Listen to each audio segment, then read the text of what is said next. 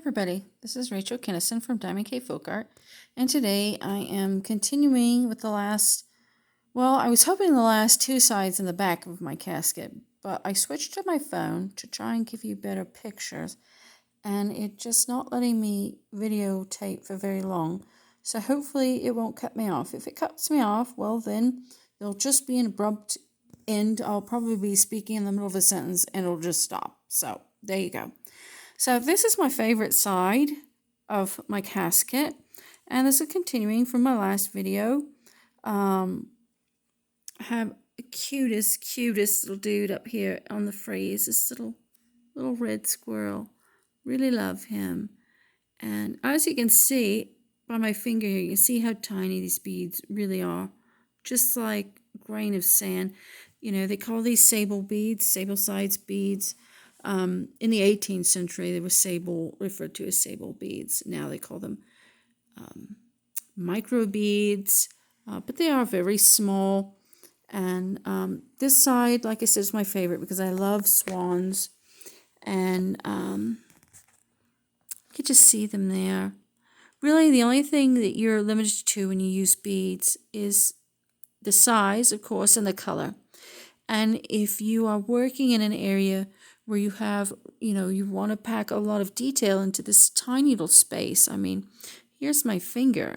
My finger can just, I was picking weeds, so don't look see how dirty my finger is. But they're really, really small. So if you are trying to put a lot of detail into a small space, you need to use a smaller bead. So this casket is all of my favorite things, and swans are definitely one of my most favorite things ever. And then when I was little, we would pick wildflowers every spring, and the bluebells were my favorite wildflower, or bluebells, yellow bells are my favorite flowers. So I had to include them here, and they're work in hand. They're gonna focus? Probably not. There it goes. The peacocks, all the little eyes are the round parts, a base. I base that on a kid leather. So I stitched the little round eye onto kid, and then all of the fringes are just free to float around. So I love these peacocks. These are one of the favorite elements of an early 17th century piece that I love, and I stuck with the traditional colorway of the shaded blues. I just think they're characters, those guys. So that's this side.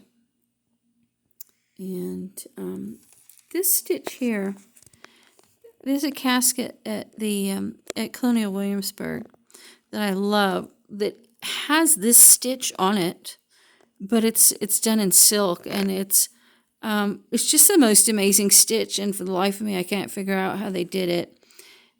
It's like if you think about working a bullion rose, but having that stick straight out with the little knot just being at the very tip top. I mean, doing it in beads like this really does look exactly like how it looks. They've used a microscopic gimp to work it that's coiled up, and it stands up off the surface like that. It's just really an amazing stitch. I have no idea what it is, but it was fun to reproduce in beads. And yeah, this is that is the swan side. Now we will kind of zoom over the back because I don't think I'm going to have time for the back on this video. But the other side is yet again more snails, and then I have a bunny up on the frieze. He's so cute. I just love that little bunny. And then another rose in the center, and he's being chased by a dog. And another snail. I like to think of the snails on this piece as, they're slow. I probably worked as slow as a snail. It took me 5 years to work the panels for this casket, but it got done. Slow and steady wins the race. So this side kind of matches the other one in the fact that, I used the arbor, the same arbor, and this time the peacocks are looking outwards instead of in. So they're looking out, and then I have this great, beautiful lion. I love this lion. He is a character. And then this is actually the lever for the music box on the inside. And then I've used real pearls to sign and date it with a date. You should always somewhere put your initials and the date that you finished your piece. You've worked it. Be proud of it. Put your stamp on it,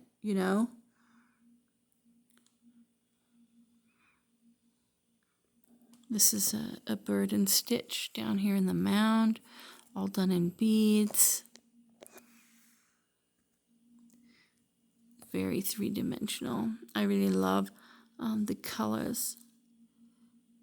I wanted them to be a bit more brown, but these kind of orangey reds, reddish browns, russets, that's the best bead palette color-wise I could come up with, so that's what I went for.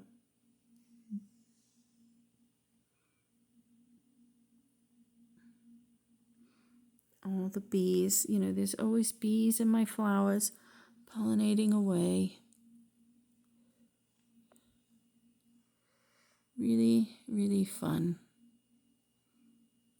So it looks like I do have a little bit more time, so I guess we can go and look at the back. So here's the back. We'll do the frieze first. More snails, of course. Super fun doing all the shells of the snails. Some white snowdrops this time, acorns, and wonderful little bird with a little worm in his mouth. And another snail. And this one, I love unicorns. I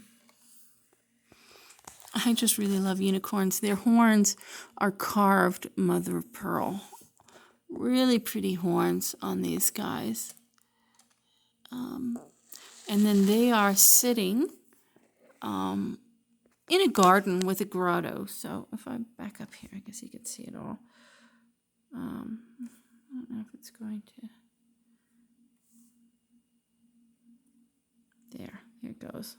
I'm not the greatest when it comes to getting these phones to work.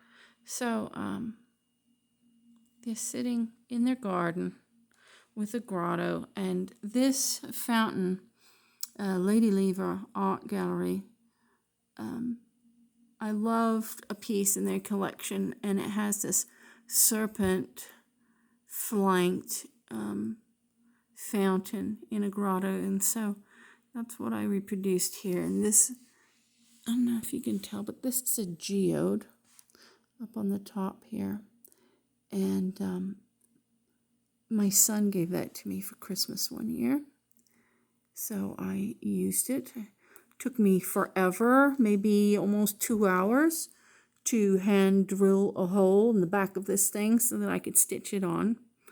Then you have the serpents. Boy, I'm super shaky today. I apologize. But there's the serpents with the water coming out, spilling out of their mouth, and into the fountain.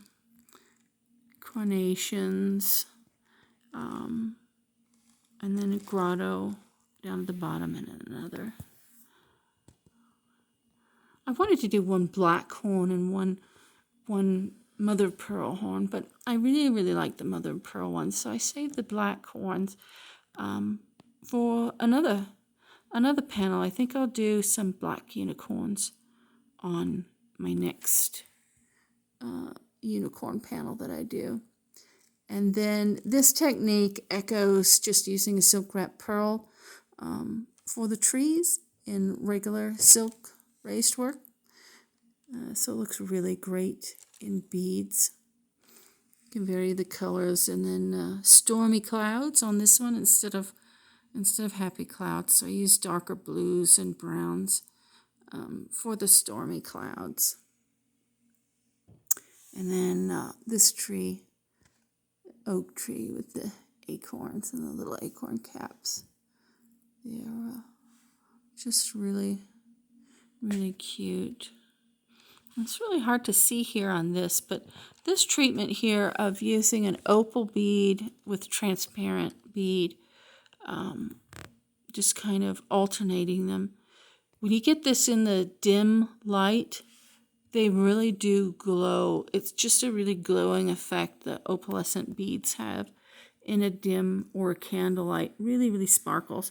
I actually think I might have a video on here of some of these panels in candlelight before I stitch them on. I can't remember if they're on here or not.